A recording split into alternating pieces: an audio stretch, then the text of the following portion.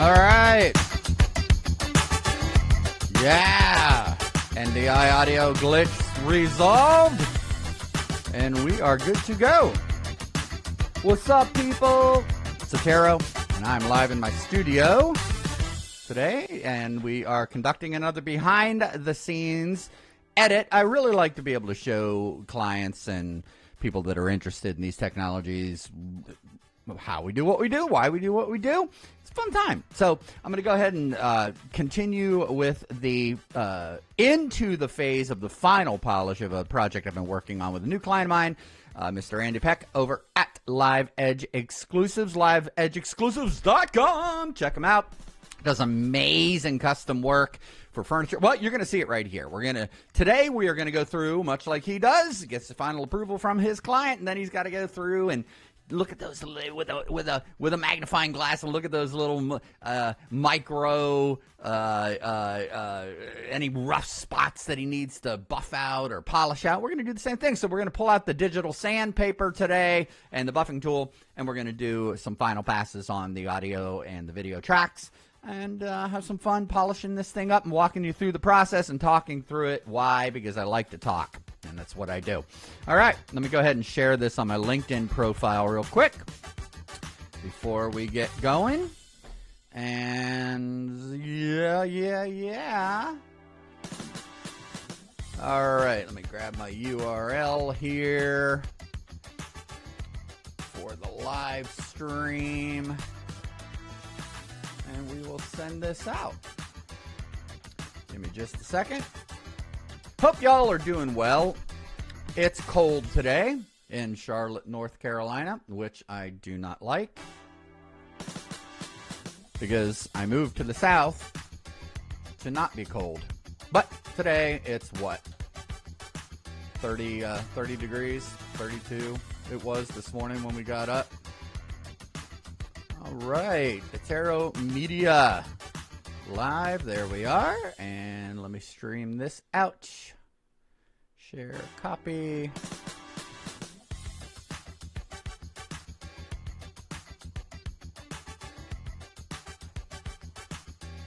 And there we go.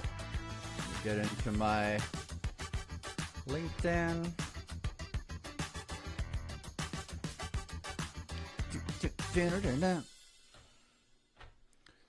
All right, all this copying and pasting and copying and pasting and copying and pasting. Unfortunately, you got to do this while it's going because I do not have a producer. I am the producer and the talent and everything, so it's what I do. Let me go ahead and send this out. There we go. Tune in, have fun, and maybe learn a little something about polishing a video project. All right. Boom! Post. Yay! There we go. All right. We get back to VideoMix, and let me turn down the music. And we're gonna go ahead and get this bad boy going. If you're not familiar with me, or even if you are somewhat familiar with me, my apologies. A little self-deprecating humor there. Follow me on social media. If you didn't catch it on the show intro, there are my social media channels. A few of them: EttaroMedia, and strangely enough, EttaroMedia. ETTARO media.com is my website. And let's go ahead and jump right into the edit. So the last time you were here, we produced a we've been producing this video for several months now, working diligently with the client to get him exactly what Andy is. A very exacting individual, and he knows what he's looking for in his head. My job as his producer was to help him take that vision and get it out into a reality into a form and through a process that admittedly he wasn't aware of how it all worked, the nuances, the styles, all the different options that he has at his disposal to be able to bring his vision to life. So my job is not just to edit for my clients, shoot for my clients, produce for my clients, conduct voiceovers for my clients. No, it's to also educate my clients, because I love my clients and, well, I want them to get what it is that they want out of me. And that comes out of here and out of here, right here, right? Driving to make sure that your vision is met.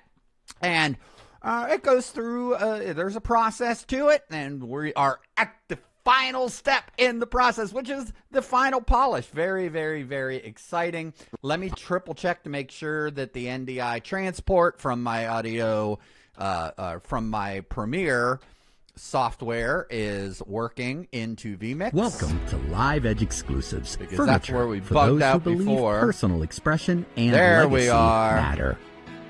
Factory furniture produces thousands of duplicates of any single piece, and the buyer has no influence on the materials used or the design, and it will eventually end up tattered and broken.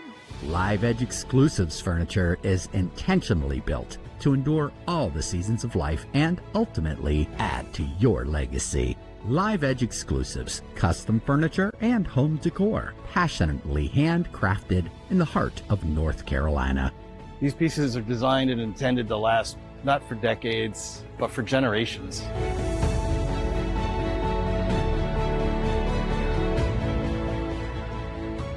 And they call them river tables because they look like the channel of a river going between There it pieces is. of That's wood. a running joke in my What I house. like to try and do Well, my is wife actually is make a it look like peanuts freak. a real river. I try to make it look like it's Not moving. like the Lagoon, but like the cartoon. She loves the Peanuts. She loves the Christmas Carol. She loves the Great Pumpkin. And that's sort of the running joke. There he is. There he is. And personally, I like when Sally freaks out and gives Linus the what for, because she got gypped. She got gypped. She didn't see the Great Pumpkin. She gave up her Halloween and all the treats and the goodies and watching her brother get rocks thrown in his bag, all to sit in a stupid pumpkin patch with a blockhead and not meet the green or the Great Pumpkin. I'll sue, she says. Interesting. You know, I watched a documentary. This is a little aside here. I watched a documentary on the making of the Peanuts and the Christmas Carol, or the Christmas special, Charlie Brown Christmas. Rather interesting.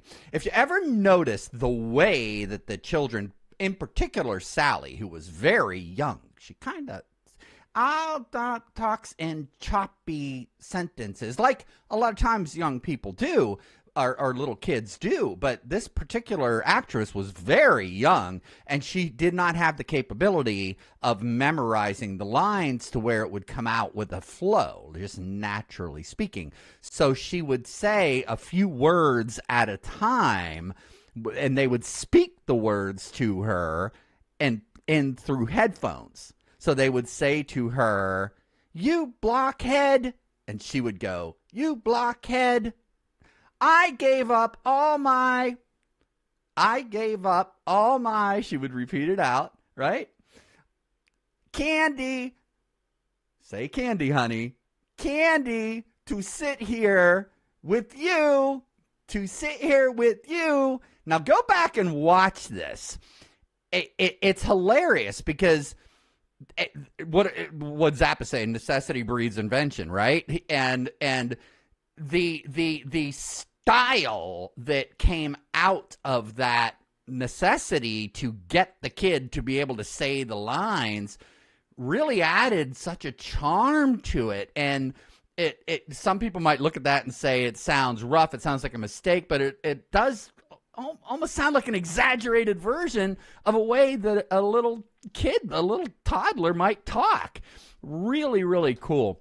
I love looking at at the behind the scenes of how things were made back in the day. Really quite fascinating stuff. All right, let's go ahead and proceed with this and get this thing out the door to our dear client. First thing I'm going to do is I am going to make this a little bit bigger here so you can see. And I'm going to play it. I am going to play it and watch it, and I'm going to see if there's anything. Oh, wait a minute. Before I do that, I do know there's something I need to attend to, because I came in here this morning and I worked on polishing a couple these segments right here where he has his testimonials from clients. And I made some changes to the one section, and I want to make the change that he needed to the other section. So let me go ahead and do that right now, and I'll explain what it is that I'm doing. Originally, he was leaning toward the black and white motif like we have at the end here with the just dark text on a white background so the logo pops up. So I followed that for these sections here, as you can see, and then we decided, I didn't really like that. We need something a little warmer. So what I did was grabbed a just a natural rustic wood looking graphic from my Envoto license and dropped it behind there. So it's a little warmer, a little more inviting. So let me go ahead and drop this in the timeline. Oh, don't want to wipe out that other graphic. All right, let me move that over. Okay. And we're going to see how that looks now. There we go. That definitely looks better. Okay, let's grab the text, bring it down a little bit. We opted to minimize motion on the text and to not use a motion graphic or any sort of any of the footage that I shot in his studio or anything with movement, just because we want people to focus on what the clients are saying. And what are the clients saying? Andy is a true craftsman and an artisan. Very cool, which indeed he is. I will testify, and you're going to see it right here. For generations. Nice. And they call them river tables. Oh, did you see that? Let's see here. Aha. So now we need to go. We're going to go from there to there. And you can see when I dropped in that background graphic, this transition, which is really just nothing but a 1/5 of a second soft fade, it actually dropped down to the layer below, which is Andy standing in the river. So we need to get it to transition to this incredible table shot. So I'm going to reset that transition to go from that first graphic to the next JPEG image, and now it's dropping out. There it is. And right as he says this, and they call it river tables. Now, a couple of things, the nuances that go into this. This is stuff that people just don't realize. You know, Clive, they might be going, well, you know, what's taking so long with this? And not to say that all my projects run over or anything like that. I'm not suggesting that. I'm just saying that there is so much more that goes into the final polish of any project like this that people just do not realize. And I want you to pay attention here. We're going to go ahead. What are you hearing? Listen. Turn your volume up. Listen what you're hearing.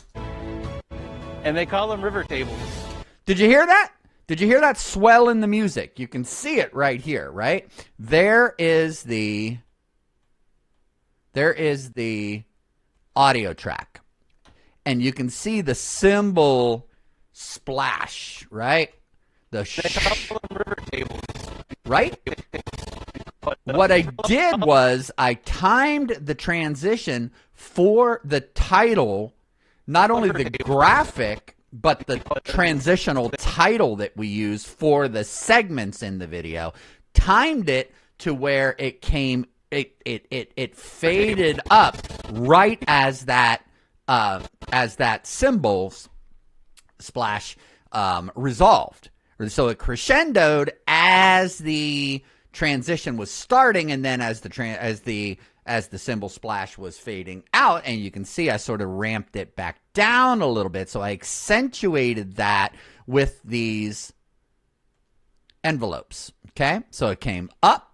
They call them river tables because they right, and that just adds such an element of subtlety. You know, nobody might notice that necessarily, I think, in their mind as they're watching it for the first time. But what it does is it adds a level of polish that just sort of brings this thing together and accentuates especially in Andy's case, the elegance of the product that we're shooting for, right? So, or I should say the product that we are shooting to portray to our potential client for Andy. So let's take a listen to this again, because I'm not going to talk about that again, but that's a technique that I will use in the file polish throughout. So as we watch the whole video, I'm going to finish this piece up. As we watch the whole video, I'm going to play for you, and then I want you to really listen to that. Now, this was shot. Some of this footage is in 8K, some of it's in 4K. I'm not rendering this in real time here. So the previews, I should say, are medium resolution. They're set at half resolution here. So some of the pixelization or little herky-jerkiness that you might be seeing here, of course, that will all smooth out when I do the final render and export to QuickTime ProRes. All right, so, but take a look at this and watch how this smooths out. And they call them river tables because... Right? You see that? And they call them river tables. All right, now, for me, I think I'm going to have the text stay on there a little bit more, a little bit longer, right? Because it kind of fades out pretty quickly before Andy's talking. So I'm going to pull the picture of the table with the cat on it over a little bit, and I'm going to extend this over a little too, so it fades out after the cat and in the middle of the transitional graphics. And they call them river tables. There we go. And they call them river tables. Right? So you get that impact. They call them river. Right where he says river tables. There it comes up.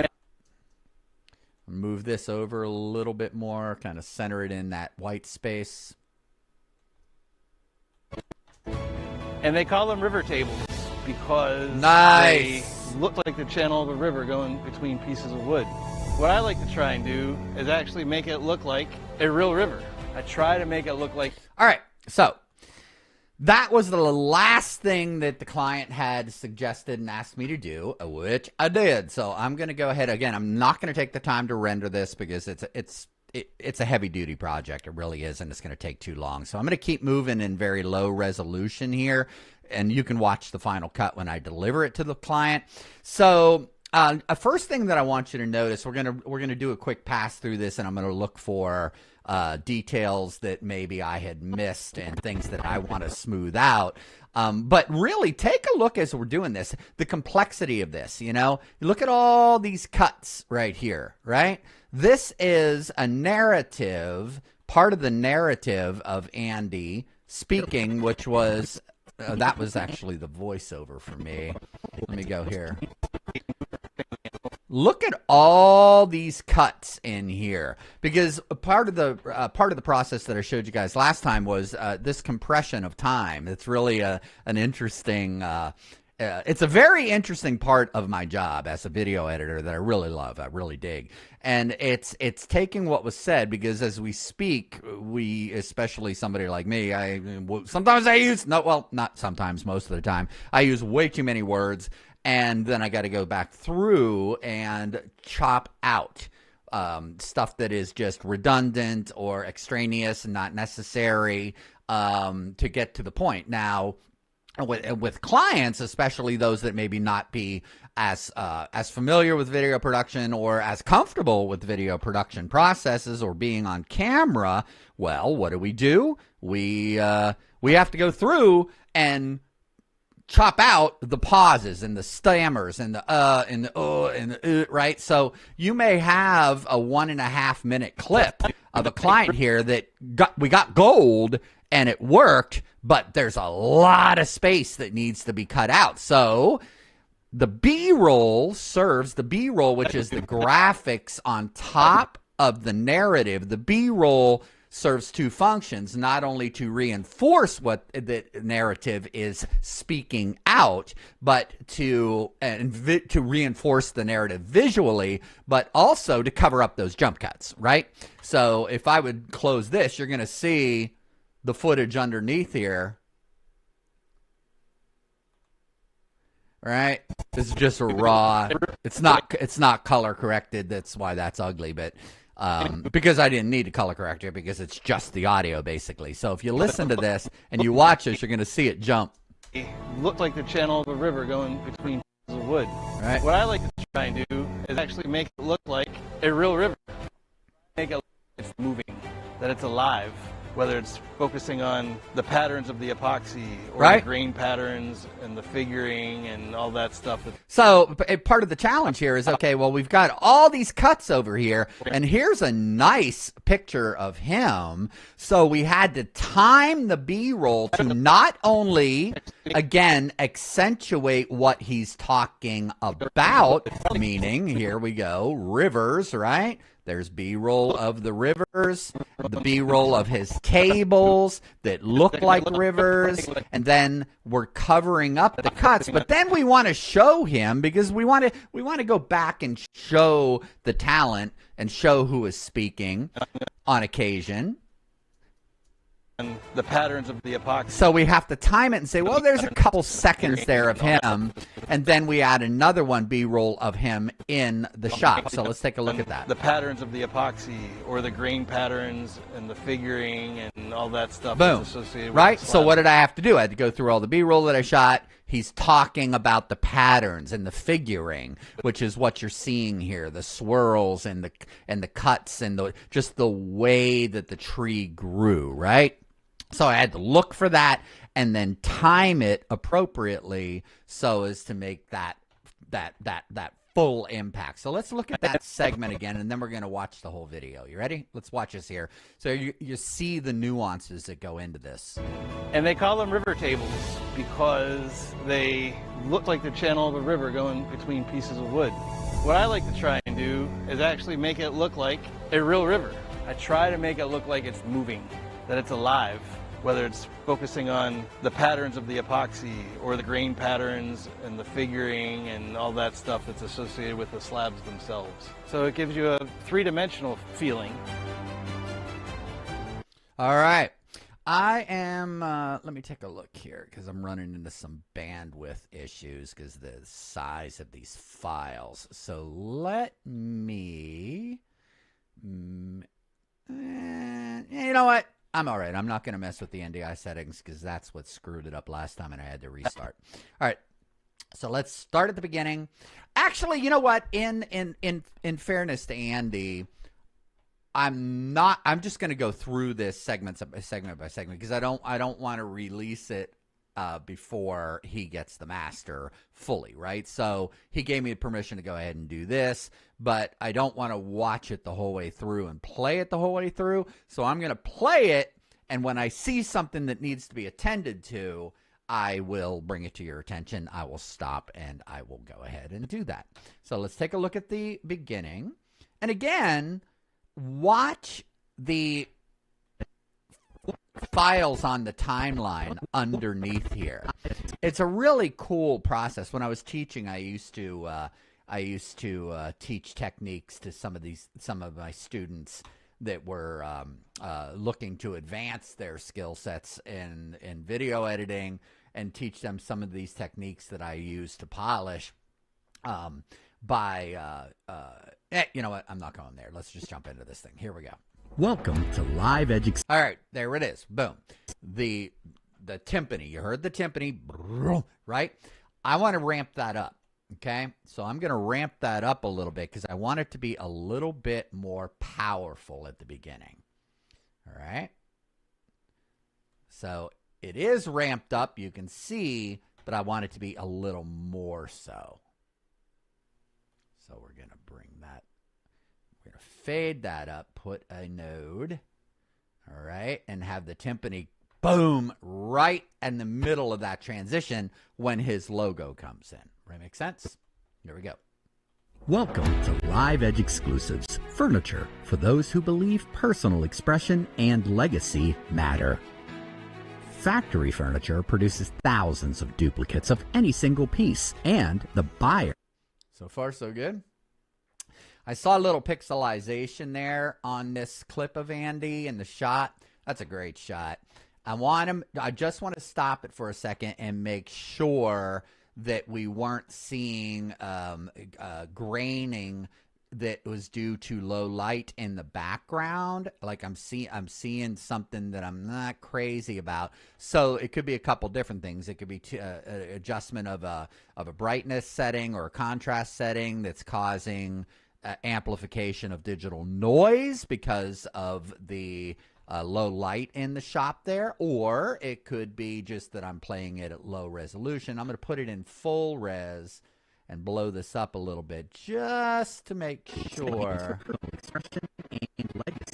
Yeah, that smoothed it out. That's good. And I am seeing a little bit of pixelization in the background there, which I don't like. So I'm going to go to my brightness and contrast. There's one.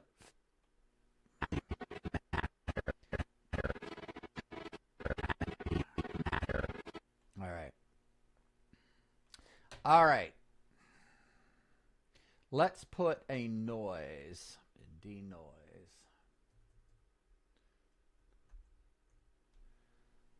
Let's put a filter on this.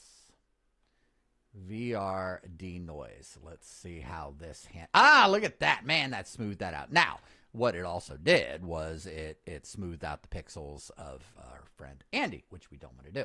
So it's could give us a pretty cool little bokeh effect, but I don't want to mess with that too much here. I just want to smooth out some of those pixels in the background. So actually what I'm going to do is I am going to draw a mask here, because I saw it mainly in the background where it's dark. So I'm going to draw a mask, and I'm going to only apply that effect to that portion of the video, because the rest of it looks okay to me. You know, Andy's in the background, so we want him to be a little bit blurred. He's not really pixelized, so that's fine. So I'm going to add another mask over here where it's really dark. And again, that's just digital noise that came from that area of the video being, or that area of the shot being dark. So I'm going to add another mask over here. Hold on. So we see this smooth out. Right, so that's nice and sharp in the foreground. Andy is not blurred necessarily, but he is in the background and is a little bit slightly out of focus. And that was planned in the shoot. And then we are going to, there we go. So we got our first mask over here and our second mask over here, so that will be smoothing out those pixels in the background.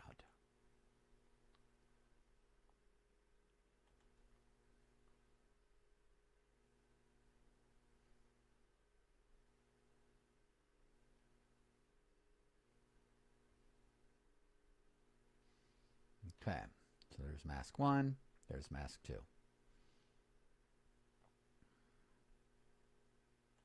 Okay, let's see how that's going to look.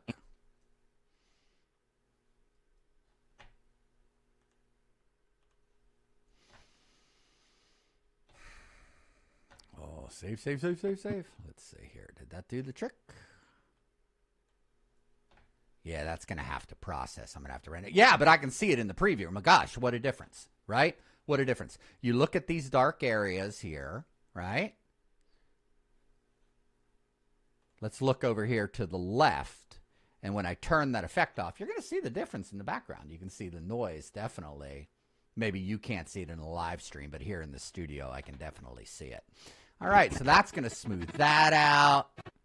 Client loved that shot. He said, that's the money shot.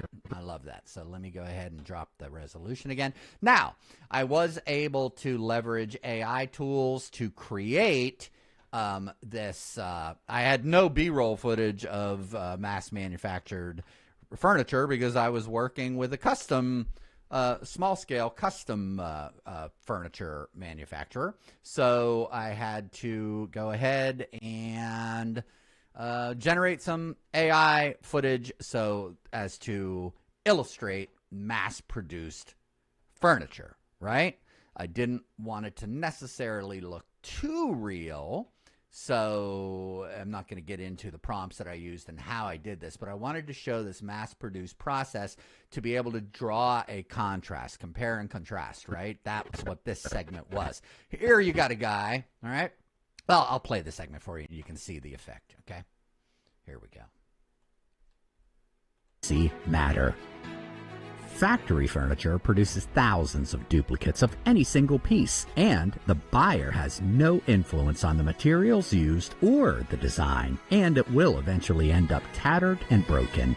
LiveEdgeExclusives furniture. Nice! That's awesome! That is so awesome. Again, there's that volume swell right there with the symbol splash. Just as that beautiful. And look at the difference, right? So we did a compare and contrast in that little segment. Here you have stamped out, mass-produced furniture looking very robotic, very cheap. Let's just say it, right? And then it goes, right? We wanted to visually enhance that message. And then we got this beautiful. Now, when I put this B-roll in here, did you notice I zoomed in the picture on the edge? I wanted them to see the natural curve of that edge, and then we did a little bit of a digital push by blowing the picture up a little bit. That's not video. That's not camera movement. That's actually just a motion tween. Okay, so here we go. We're going to keep going. Of any single piece, and the buyer has no influence on the materials used or the design, and it will eventually end up tattered and broken.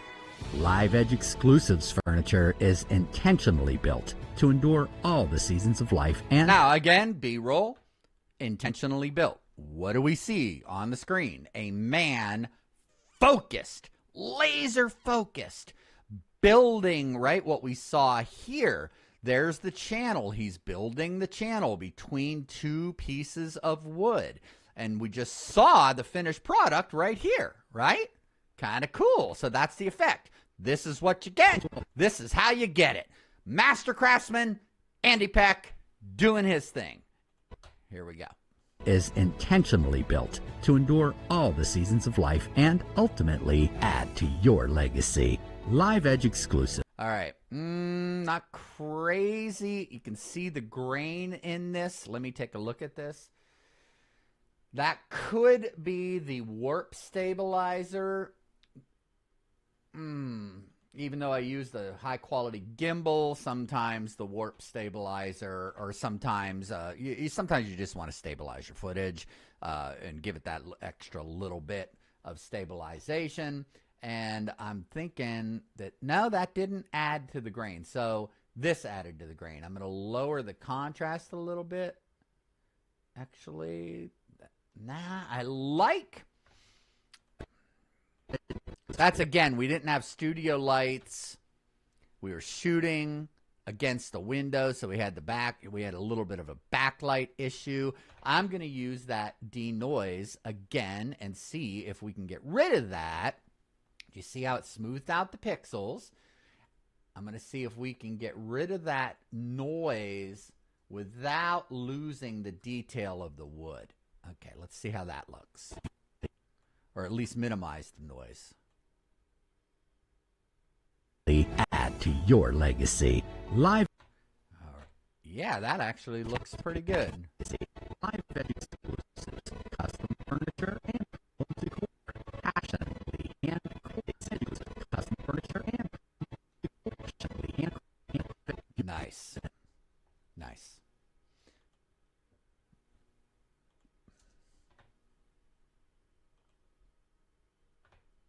Ultimately add to your legacy. Live Edge exclusives, custom furniture and home decor, passionately handcrafted right in the heart of and what North are we Carolina. showing?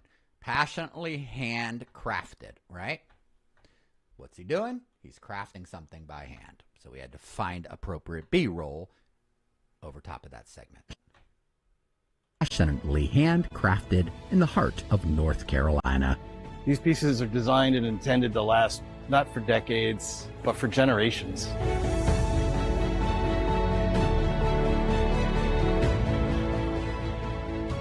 And they call them river tables because they look like the channel of a river going between pieces of wood.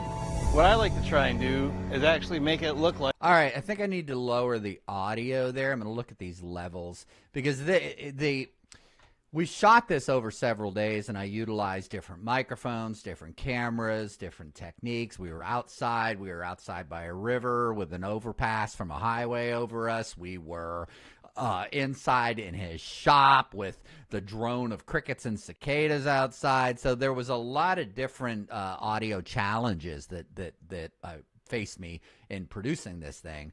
So, and some of these, like this clip in the pink, is a different clip entirely. I actually patched these things together to make a tighter narrative for him in this segment. So we got some issues that I need to resolve. And then if you take a look here and you really zoom in, this is some of the stuff. I'm not gonna bore you with this, but these are some of the things that I'm gonna do as I go through. We're just gonna ramp up every audio clip from 0 to Unity, and then we're going to bring it back down before it transitions to the next. Because, man, again, these are subtle little things that people just don't notice until I point it out to them, the before and the after.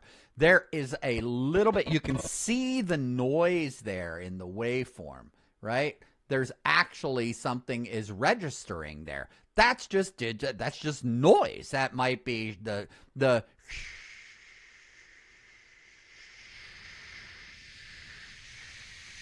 of the microphone preamp. That might be the output from the wireless, right? That we use. It might be the hush of the wind. It might be the hush of the water in the background, right? Either way, it's got to go. It's not necessary. You can see here, noise just adds to something being muddled, right? So the overall mix, we want to be clear and have his voice jump up at you. And you can see here when he starts talking, let me blow this up. I got to expand this so you can see this. Right? I'm going to put a node and I'm going to ramp it up to where it fades into him talking. And then I'm going to bring the music down just a little bit. Plus, we're going down on this audio track and we're going up on this audio track to capture that cymbal swell. And then we start a transition into another audio track. So I'm going to lower that down a little bit so we don't hear a hard audio cut there. And it's much smoother. Take a real quick listen. And they call them river tables because they look like the channel of a river going. All right, I believe this audio is a little bit too loud. I'm going to bring this down a little bit.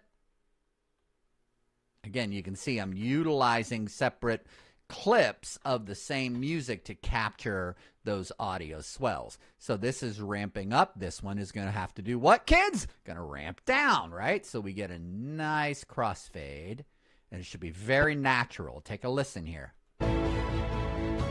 And they call them river tables because they look like the channel of a river going between pieces of wood. What I like to try and do is actually... That was nice. That... What I like to try and do... Right, there is the cymbal splash. I'm going to bring that up a little bit because I wanted to accentuate that. Right? Hear that? Between pieces of wood. What I like to try and do is actually make it look like a real river. I try to make it look like it's moving. All right, music's just a little bit too loud. Let me actually, because we went into a different clip, so I'm going to bring that down about 2 decibels. What I like to try and do is actually make it look like a real river. I try to make it look like it's moving. Now, you can kind of hear the river actually in the background. I'm not certain. Let me see if I have a noise reduction. Okay, I don't. I'm going to show you how I do this, but I'm not going to do it for the whole thing on every clip just because it's going to take so much time to do this. So I'm going to add the noise reduction, denoise, to these clips just to show you how easy it is to pull that out. There's the before and the after. I'm going to throw that in there. I can hear that. If I mute the audio track, take a listen to this. You'll hear the river and even maybe a truck going by or traffic, the shh of the traffic behind. Take a listen. It look like it's moving. Hear it? That it's alive. Whether it's focusing on the patterns of the epoxy. Isn't that crazy? Do you hear the difference? This is with the noise reduction. These clips are without the noise reduction. Now, again, I'm not going to fine-tune it, and I'm not going to do this at all the different clips, but these are the types of things, the nuances that we go through as an editor to really smooth out a project. Check it out. Listen. Really listen. Look like a real river. I try to make it look like it's moving, that it's alive, whether it's focusing on the patterns of the epoxy or the grain pattern. Now, one of the effects of the denoise function is that it can sometimes make it sound like it's a little underwater, like you can get a little bit of a warble in there. So I'm going to, I had a graphic EQ on that before, trying to see if I could go in there manually and remove the specific frequencies that were offending my ears, my very sensitive ears.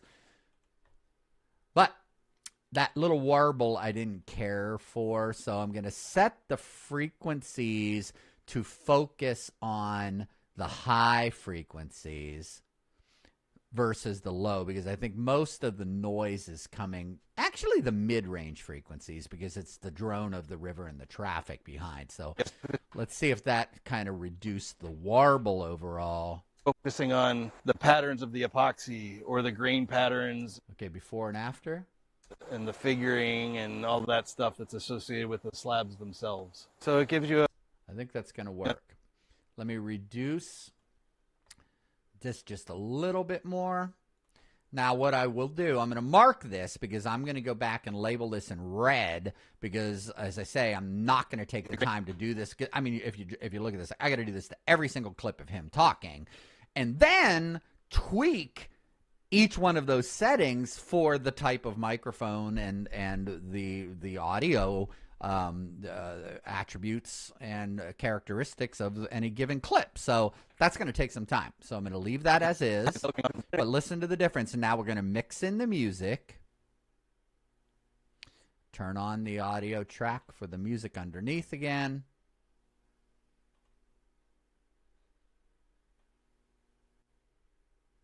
All right, let's take a listen. We're going between pieces of wood. What I like to try and do is actually make it look like a real river. I try to make it look like it's moving, that it's alive, whether it's focusing on the patterns of the epoxy or the grain patterns and the figuring and all that stuff that's associated with the slabs themselves. So it gives you a All right, now I did have an EQ on here for a reason, because the clarity. We were using a lapel mic. I didn't have an audio tech with me, and I couldn't get a good quality overhead from a shotgun mic, so I had to use this lapel mic, which is on, I think it's a cardioid pattern, so it was picking up a lot of noise, and I had to do what I had to do and work with what I had to work with. So I'm actually going to boost up. I'm going to add the graphic EQ after the noise, because the denoise filter filters out some of those mid to high range frequencies, and the human voice falls generally between the 1000 2K or 2K frequency range. So I want to boost those up a little bit and add a little bit of semblance, a little bit of high end. I'm going to add it. I removed it. I let the AI do the work of removing it. Now I'm going to go through manually and re-add some of those frequencies to be a little bit more pleasurable to the ear and to cause his voice to pull up in the mix a little bit, right? Because it's not, when you're mixing audio, it's not always about volume, right? A lot of people, EQ can do wonders. If we can do a bass roll off on here, I'm going to pull a little bit of the bass roll off so it's not interfering with the music in the background, so it's not as muddy, right? We're going to pull up the EQ a little bit, and we're going to put up the the 1 to 4, 1.4K in the mid-range, and then I'm going to bring up the high end a little bit to get that semblance back in so you can hear the S's a little bit more clearly. Let's listen to it again. A real river. I try to make it look like it's moving, that it's alive, whether it's focusing on the patterns of the epoxy or the grain patterns and the figuring and all that stuff that's associated with the slabs themselves. So it gives you a three-dimensional. Big difference between the before and the after. That's awesome. All right, so let's take a look. Now, here we got a little bit of a, well, I mean, it was a real challenge because the lighting in the shop, I mean, you see the shop. The shop is what the shop is, and it was just fluorescent lighting. We got a lot of, we just shot this freehand and rather quickly. We didn't take time to set up the lights and to shut down the fluorescent lights, and I kind of regret that now, but it's still a killer shot. So I'm going to go in here, color correction, and let's see what we can do. I just have brightness and contrast on here to pull up that brightness and contrast. But I think I want to see what I can do, or to pull down the brightness and to pull up the contrast so the blacks are a little richer. I think what I want to do with this, we're going to take a look at color correction. What can I do with color? I think I'd proc amp. I'm going to see color balance. Let me see if that's going to give me the tool that I need. I don't like how yellow is, right? So let me see. Mid-tone green. Let's pull that. Ah, look at that. Big difference. So the the mid-tones are just too yellow. But there's a balance there. We're going to pull that. Right? I don't like. All right. Now, we got the mid-tones adjusted. And now I'm going to go through and I'll get the highlights, which would be the bright areas of the video. And I'm going to also pull the greens down there so it's not as yellow, right? Now, when I'm pulling this down, it seems to be revealing more red. So I'm going to pull the red down a little bit in the mid-tone range.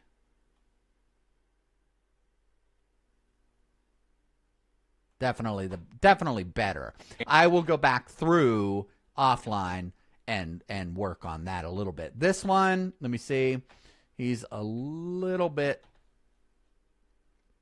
We were shooting outside. We had, obviously this is 80 yards away across the river. Very bright background.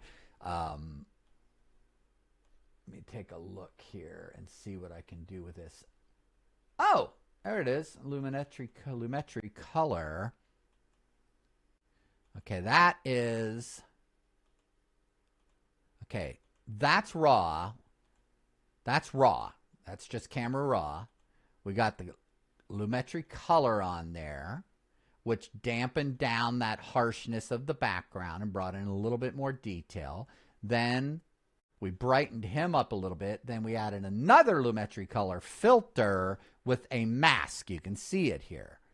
Okay? And that was just around Andy to bring out the liveliness of the skin a little bit more. But I think it's a little too red. So let me turn down the temperature on that. 0.5. That's a little too blue. There it is. That looks good. That looks good. All right. All right. Let me save this. Okay, so let's see this segment again.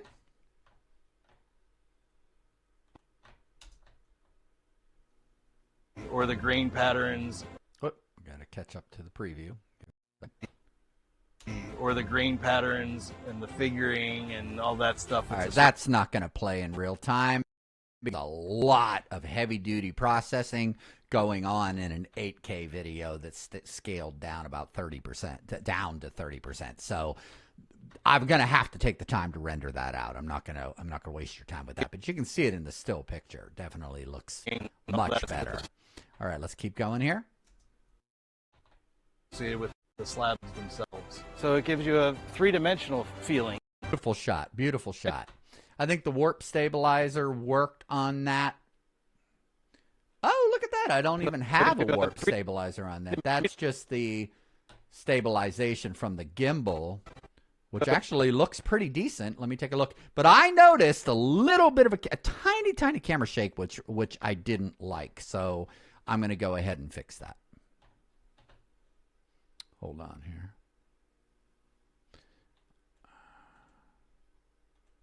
I'm going to lower down some of these camera feeds because I got all these camera feeds going on. 1 camera, 2 camera, 3 camera, 4 camera, 5 camera. But I'm going to lower these down because I'm running. I got a lot going on here, plus with the live streaming. And I'm doing this on one of my older systems. We're running out of resources, so I'm going to lower down the resolution of those. So we're not getting, that's why you were seeing me get a little bit herky-jerky there.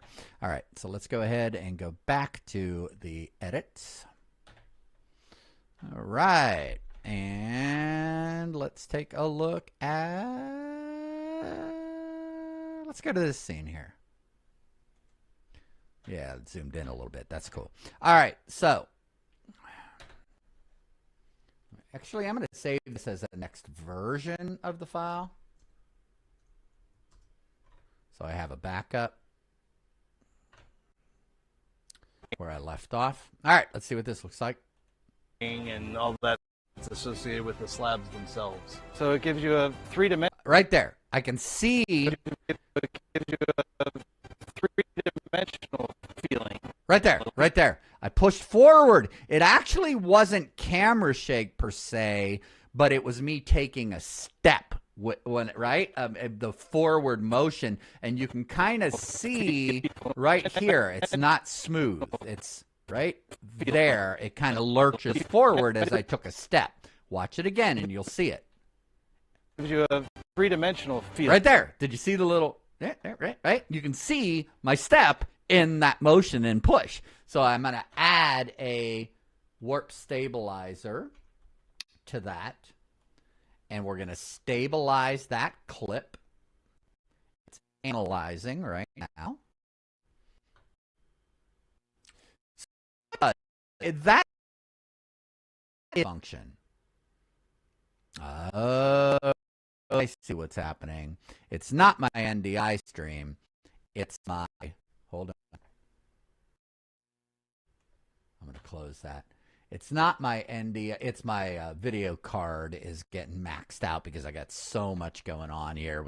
I got 5 cameras running, I got vMix running, I'm streaming out. vMix uses the video card to process video actually. and then the video card that is also processing the output and the rendering from Adobe Premiere. So that's why we're getting that herky-jerkiness. So back to the warp stabilization effect. Very, very cool. How this works is it basically picks a point on the video and then intelligently keeps that point stable, and it smooths out. If you take a look after it processes, it adds these motion tweens, motion points. It'll say, okay, we see the way that it's moving. We're going to add a point here, add a point here, add a point. Oh, it shifted a little bit. Move it slightly to the left on, it adjusts on the XY axis, and then it will process that with this series of just hundreds of points to smooth out that motion, so I don't have to go in there manually and do it. You can do it, but geez, what a process. That is a very powerful tool. Warp stabilizer, love it. All right, here we go. Let's keep going. I'm going to turn it off for now, though, just because it's too heavy. There it is. Early on, freshman in high school, I knew. Right. Again, you can see here, we don't need to get that audio noise in there. So I will go through and do this to every audio clip. Ramp it up, ramp it up, ramp it down, ramp it up, ramp it down. Everybody now, ramp it up. Early on, freshman in high school. Okay, a little bit lower. You can even see it. It was in the same clip, but his voice really lowered in volume, but we want it to stay the same. So right now he's coming in at about -6 dB, which is where I like to mix to. Early on. All right, that's a little bit hot at the very beginning, so I'm going to lower that because he's clipping, and I don't want him to clip. Early on. There it is. Freshman in high school. Right? So I want this audio to be at the same level as this audio. So what am I going to do? I'm going to add a node. We're going to get rid of the space here. We're going to ramp it down so we don't notice the space between his words, and we're going to ramp this up. And I can do this visually. I don't even need to check, really. I can take a look, and I can visually see that the waveform is peaking at very, very close to the same level. And then I can check my meters here and make sure of that as well. Early on, freshman in high school. See, that clipped a little bit. Okay. So we want to fix that. Early on, freshman in high school, I knew exactly that I wanted to be an environmental scientist. That's where my passion was. That's what it. All right. We got to bring that up a little bit. Again, these are the kinds of things that I will go through once I kill the live stream, right? So we're actually, think of mixing a band. Well, that's what I'm doing here. I'm mixing every track of the audio and fading up and fading back down where necessary, right? And then doing these various techniques to cut any sort of trouble areas where the noise may be being added. Be an environmental scientist. That's where my passion was. That's what interested me. And I pursued that all the way through a PhD. And then a 15+ year career after that. Artisan Andy Peck. And then we go back into the voiceover. Now, you can see my voiceover was very hot, right? This is my voiceover down here. Watch your meters over here. I can see it peak out. After that. Artisan. Same with here. After that, he says. Your career after that. Artisan Andy Peck. Right there. Boom. All right. So I'm going to bring that down. And we're going to have to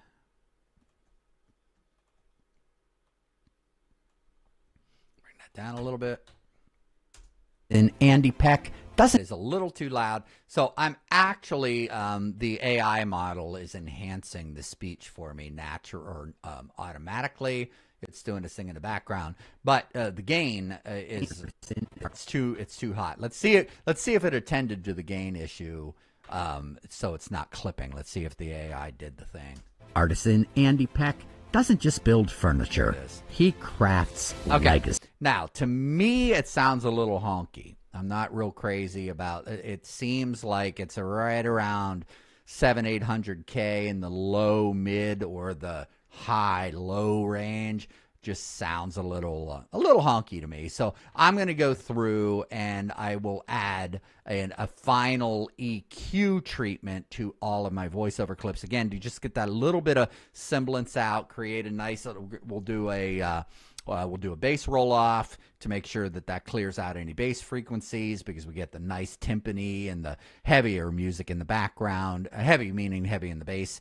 And then roll a little bit off of that track as well. And then we'll get a nice V pattern in my voice, and then we'll boost up the 3K range and go all the way up to about 7 or 8K and get a little bit more semblance in there so you can hear the S's a little more clearly. Again, I'm not going to do that in the live stream. He crafts legacy. Memories are encased in the objects that we hold on to and we keep. All right, let's go ahead and pull this out. All right, so far so good. Let's take a look here. Legacy. Memories are encased in the objects that we hold on to and we keep in our home, and we carry them with us from home to home. That's nice. In our home, and we carry them with us from home to home. Please. All right, right there. Did you see? I don't know if you saw it, but again, a little bit of motion jig. Right there. Did you see?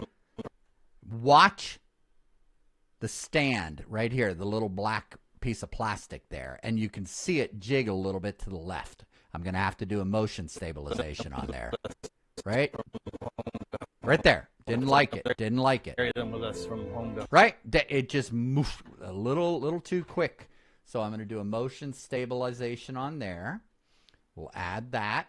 And then we're going to move along because it's going to have to render. So that will stabilize that motion. They're meaningful, they have connection, and they tie us to something greater than us. That is what I strive to be a part of. I want my pieces. Let me stop the processing of that motion stabilization because it's really using up our resources here. Come on now. No, don't crash on me. Come on, Premiere. Come on. Do not crash on me. Do not crash on me. There we go. Safe. All right. So we only got about 1 minute left. Then we're almost done. And I will go offline and go through and do everything that you're seeing here about 70 more times. It's crazy, man. What a process. Let me check on social media to see if anybody is saying hello. If you are watching, say hi. Let me know where you're watching from. Would love to hear your thoughts about what I do here and what we do. That little company.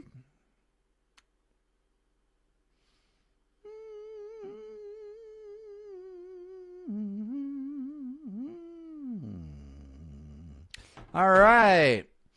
Let's go ahead and keep moving. These shots look great. That is what I. Oh, those colors look so rich. It's astonishing what you can do with just that, with just brightness and contrast controls. Something greater than us. That is what I. Up. Did you see it? Did you see it? I bet you didn't see it.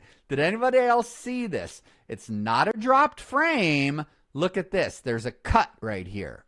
Okay? You can see there is a cut right here between these clips. Right? And the transition from the table, which is at the top, doesn't end before the cut. So what you're seeing is an actual, it just looks like a dropped frame, but it actually is a dropped frame, but it's a bunch of frames because I cut out a bunch of frames, right? So let's just move this transition to before the cut. And we'll extend that a little bit. So now you don't see Andy jumping real quick in the middle of that transition. I hope that made sense. If it didn't, don't worry about it. It made sense to me. All right. Let's see here. Come on. Than us. That is what I strive to be a part. Ugh. Man, this thing is just... Us. That is what I strive to be a part of. I want my pieces to be intertwined in the fabric. All right, again, a little bit of a motion jig on there, which I didn't care for. So I'm going to add the motion stabilizer. I will go through and render that later.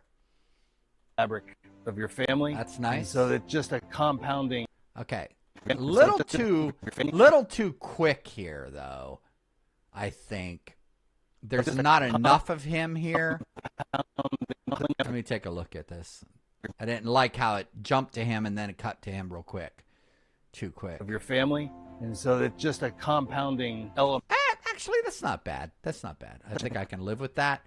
I'm going to shorten the transition a little bit and shorten the clip a little bit, though, to have him on the screen a little bit longer. And so it's just a compounding element of. All right. Let's take a look here.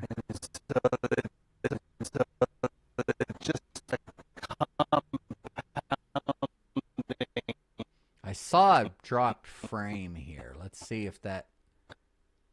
Yeah. Same issue. The transition is just extending a little too far to the clip underneath. So I'm going to move it just one frame. Okay? And now that should get rid of that. Compounding element of consistency and remembrance and sometimes... Whoa! What was that?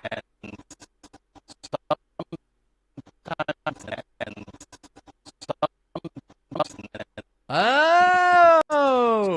Did you see that? Wow! Watch, you're going to see this weird, like, just this quick motion. Watch. I know what it is. It's a motion tween that is a remnant from a previous try, and it's up here in the position settings. I'll show you how I fix that. I know exactly what it is. I was playing around with the pan and scan, you know, just sort of making a still JPEG image move a little bit, right? And I adjusted it, and then it's not quite where I want it, and then I adjusted it again and forgot to delete the previous point, right? So I'll show you that in a second, but I could see it here. Watch. And sometimes right there. See it? It moves. It moves to the table. Look at the table right here, right? And watch how quickly it jumps up. What? Watch. Boom. Did you see? Right there. Right? We don't want that. We don't want that. We don't want it to move. I just want it to stay where it's at. All right? And it's in the middle of the transition, so I need to expand my... I'll show you this. Let me expand my... Oh, no, that might be... Yep. Who's right? Who's right? That would be me. Check this out. Right there. See that? Right?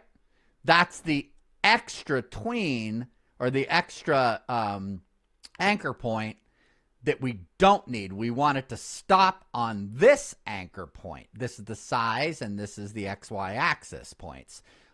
But the transition hadn't finished, hadn't fully resolved yet. You can see the transition there. So in the middle of the transition, there's this additional node, which I need to get rid of, and then move the final end point of that motion to the very end of the clip. That will resolve that issue. Now watch this. Yeah, this is the kind. I love this. I really do, man. The way I have clients tell me all the time, dude, you got great ears. And I do. I mean, God has blessed me with wonderful ears, and I can hear things your average person just can't hear, including I will say it, I've said it before, and I'll say it again, including people chewing. It's just one of those things, so keep your mouth shut when you chew. It is a kindness that you are extending to people like me that have extremely sensitive ears. And you're not a cow, nor a sheep, nor a goat, nor a gorilla chewing on bamboo. No, you're a human being, and you have finesse. Use it, please. Thank you very much. Okay, just a little public service announcement for anybody else that's neurotic about such things. Okay, let's go. And now you can see that motion. Look at that. Whoa, nice smooth transition. Whoa. Sometimes comfort that I find incredibly rewarding. Look at that. What I really try to think about as I'm designing and building a piece. Nice. Let me go back here. That segment turned out really nice. I like it. As I'm designing and building a piece.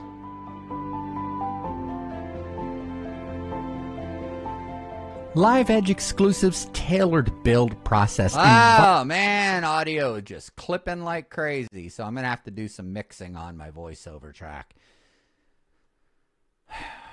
Look at that. Red line and red line, red line, red line, red line. We don't want that. We don't want clipping. Because, again, that just adds a little bit of distortion. The ceiling is probably not as hot as what the meters are indicating, and technically we're probably not hearing too much of that. But again, with very, very sensitive ears, I can hear it. So your average person may not know what they're hearing, but they're sensing something that just makes them feel a little bit uncomfortable. You know what I mean? LiveEdge Exclusives tailored, but they may not know what it is. Build process. Whoa, did you see that? Did you see that flash? Watch this. Right there. What the heck is that? All right, so these transitions, let me have them resolve all at the same time, because that's what it looked like to me. No, there's a flash there. What is going on? That's kind of weird. There it is. There it is. Got it. It was just the clips didn't end at the same time. Exclusives tailored build process invites clients. All right, that's a rendering issue. I will render that out, and it will be smooth. Build process invites clients to actively participate in the creation of their own custom. All right, we want to do a little bit of color correction on that. Let's get a brightness. I want the colors to pop a little bit more. All right, so let's lower down the brightness and increase the contrast. Oop, too much. There we go. It was sort of a tealish blue. Actually, kind of a very grayish blue, really. All right, let's see what we got here now. Don't trust Adobe Premiere's auto save. Always actively save. Participate in the creation of their own custom pieces. You're creating. I think we need a little bit of emotion. I can see that again. Right there. See how the camera... See it? How it pushes to the left. Now, here's where a decision comes in. I can either add the motion stabilization, which will increase the chance of maybe some digital noise or pixelization, although that was shot in very high resolution. I don't think, but it was, again, at lower light, so we're getting a little bit of noise in there to begin with, which, oh, by the way, I want to go ahead and take care of that while I'm here. But do I really want to add, I'll add that and render that later. Do I really, this is the decision I need to make, do I really want to worry about the time that it's going to take to motion stabilize that, to stabilize the motion of the camera? Right there, you can see it moving. Or do I want the clip just to end earlier?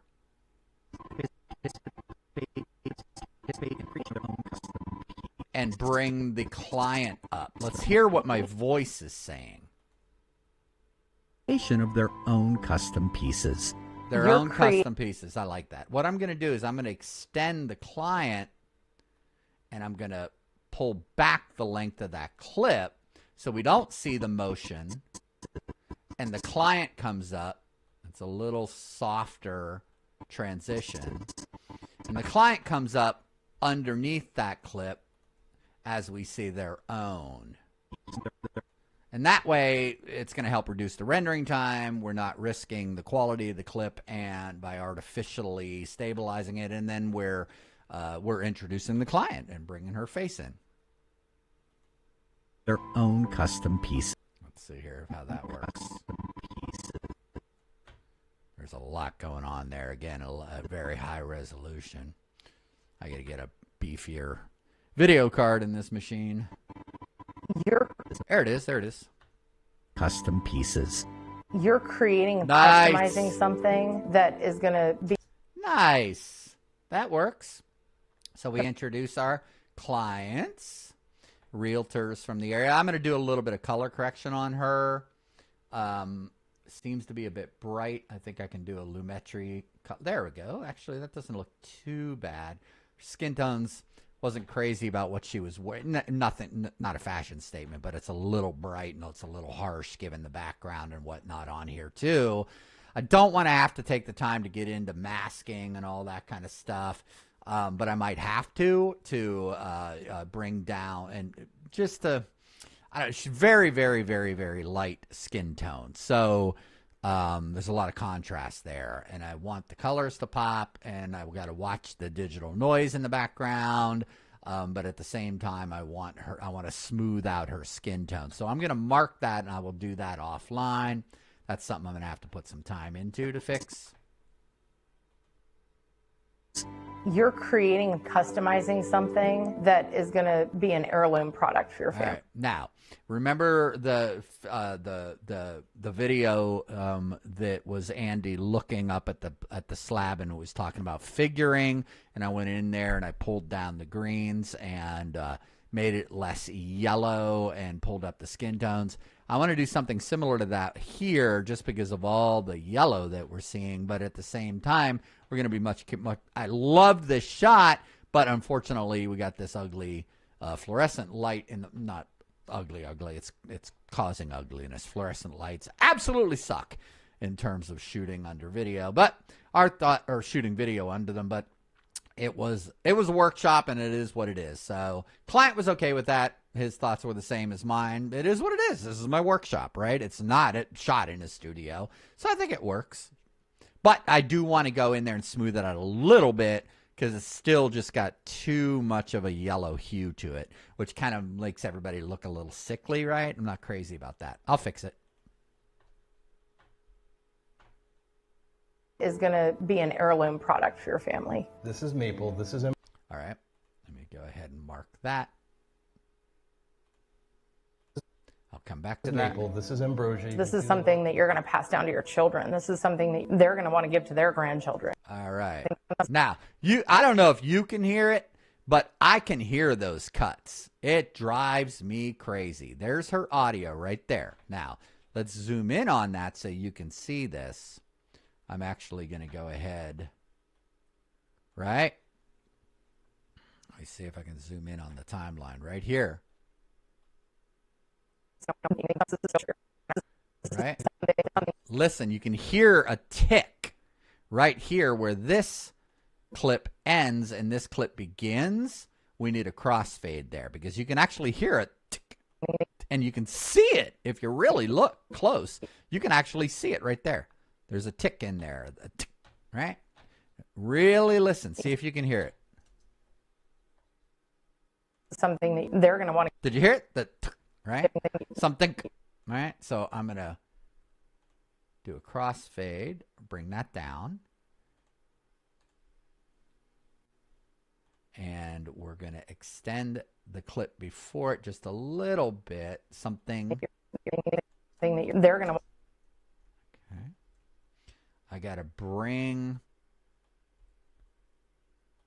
this down right there. You can see that little peak is giving me that little bit of trouble. It's driving me crazy. It's not even a frame. I don't know if I can get in close enough without chopping off her word. So let me see if I can. All right, let's see if that did it. Something that they're going to want. No, didn't. This is something that they're going to want. Okay, that's a rendering issue. Is that what that artifact that we're hearing when I go? Yeah, it's gone. When I render the final audio, that'll smooth out. They're going to want to give to their grandchildren. We gave a table to our son when he bought his house. He actually said, I'm going to have this the rest of my life. I actually encourage clients to come in and under my supervision and guidance, pour their own epoxy, get the slabs ready. It makes a tighter bond and a stronger relationship with the piece. It becomes more of their piece rather than the piece that Andy made for us. The clients today continue to live in the Stop. We got a dropped frame there. Let's take a look.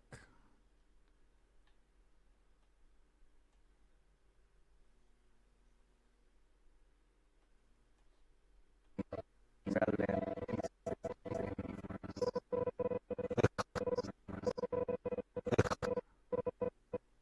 yeah, why is that doing that? It looks like, let's see, I'm going to pull the transition back a little bit. There it is. Okay. Made for us. The clients today continue Love to that live in shot. the lives of their. Oh, did you see that little wave? That drives me nuts. I'm going to have to fix that. All right, and you can see it right here. So the warp stabilizer Clients today continue to live is there, but I'm going to have to, I think, re-add it because it's not. Let me smooth it a little bit, set the settings a little bit higher because I'm not crazy about what that's doing. I might have to play around with the method and the way that it's handling the data. Here, there's a couple different settings that you can use to smooth these things. And let me increase the amount. There it is. All right, and I will have to render that again. That should help. long after they're gone. And the stories There we go. continue to live in the lives of their family and their family members long after they're gone. And the stories and the memories will all be wrapped up in those pieces, those kinds of objects that tie us to moments, that tie us to people, whether they're with us or not, tie us to places. That's important. That's legacy. If you are looking for a functional art piece that captures All your right, audio's way too hot. Let me pull that down a little. I have to do the same thing here. functional art piece that captures your unique style and vision, captivates your family and guests, and withstands all the seasons of life. Book an in-home design consultation or studio visit with Andy at Live Edge Exclusive. All right, let's watch that in real time. Home design consultation or studio visit with Andy. Let me scrub. In-home design consultation or studio visit with Andy. Okay, everything's there. We got in. Let's see if we came in at, I wish we could get this down to 3:30. That's 4 seconds. I'd have to shave off 5 seconds, and I don't. Now, we've already compressed time so much. I think I'm going to leave it as it is. Client's fine with that. We wanted to come in as close to 3 minutes as possible. But, man, what a challenge when you're working with 2.5 hours of footage, right? Crazy, crazy, crazy. Okay, so I think that's it for this live stream. I appreciate you watching.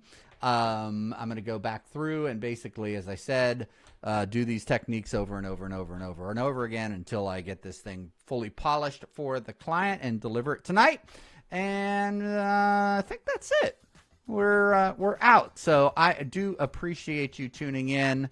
And let me get me back on here. My name is Sam Ettaro, EttaroMedia.com. If you are interested in my services, check it out. I specialize in live stream production. I build podcast studios for faith-based and business organizations, live stream setups for churches, and I also conduct live streaming and video production services with these handy-dandy remote cameras and my vMix setups for corporate events. And I would love to see how we can partner together. Check me out at EttaroMedia.com. Of course, my social media channels, right here.